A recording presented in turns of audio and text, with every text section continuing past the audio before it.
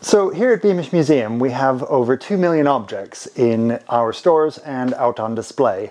And for quite a few reasons we can't always have everything out on display, so we thought we'd give you this opportunity to see some of the Georgian objects that we have here in our museum stores.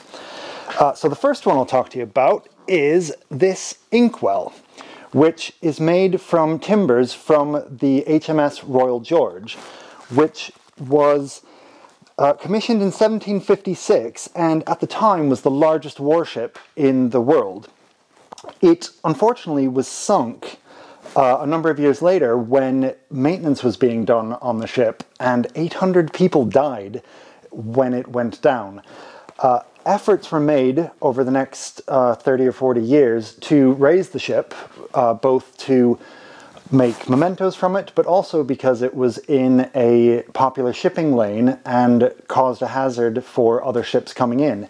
So early developments in diving gear helped to bring up some of these materials, but in the end, in 1840, dynamite was used to explode the ship and then bring the pieces up. So some of the timbers, as I said, have been used to make this inkwell and many other souvenirs, but also some of the cannons from that were melted down and were used to create portions of Nelson's Column in Trafalgar Square.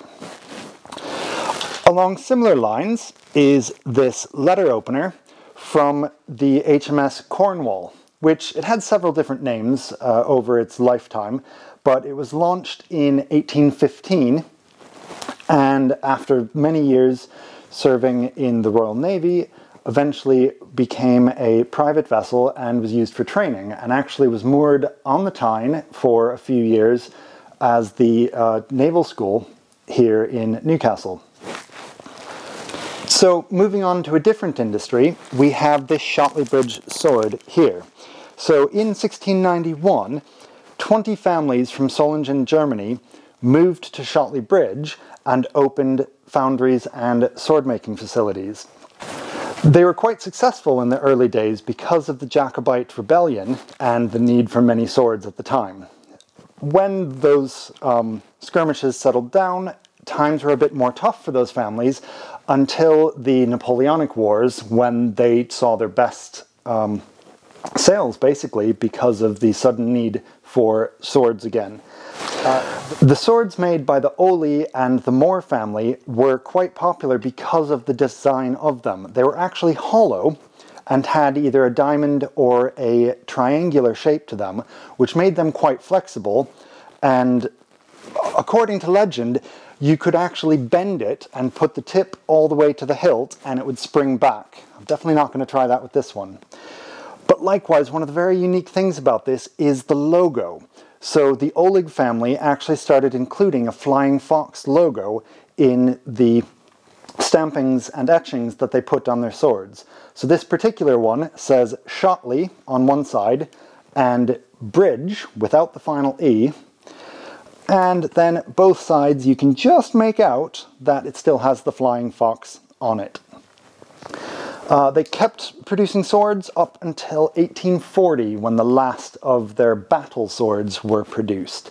But that family continued making other steel products and eventually became part of the Wilkinson Company, which is now better known as Wilkinson's Sword, the razor blade manufacturer. And so the sword of Wilkinson's Sword comes from these swords. Moving to a different industry and a different part of the Northeast, we have this Sunderland ware bowl, which was made about 1800. If you look on the inside, you can see the original Wearmouth Bridge, which was made in 1796. So it was actually the second iron bridge ever to be produced, and at the time was the longest single-span bridge in the world. Some of the interesting things printed on the inside of this include "Long live the King," "Health to the sick," and quite interestingly, "Freedom to the slave." So this was produced about the time that King George III abolished slavery in 1810. And the final object we have here is actually one of my favorite things in the collection as a whole. It is an 1801 print of Durham Cathedral and descriptions of all of the different architectural features within the cathedral. So it was produced by the Society of Antiquaries in Newcastle. And if I just flip the page here, I can show some of the internal sections.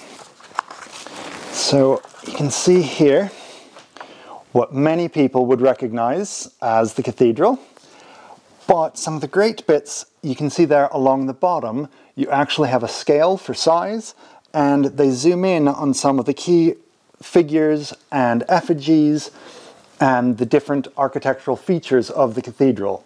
So it shows off all of the many different patterns of the columns and the different shapes when viewed from above for each of the architectural features.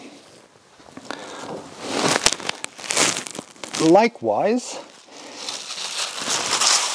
you can get very good views of some of the stained glass windows,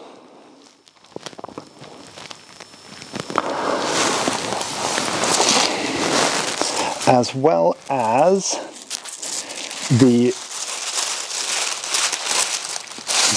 rood screen and many of the other stone features you can find still to this day, 200 years later, in the cathedral.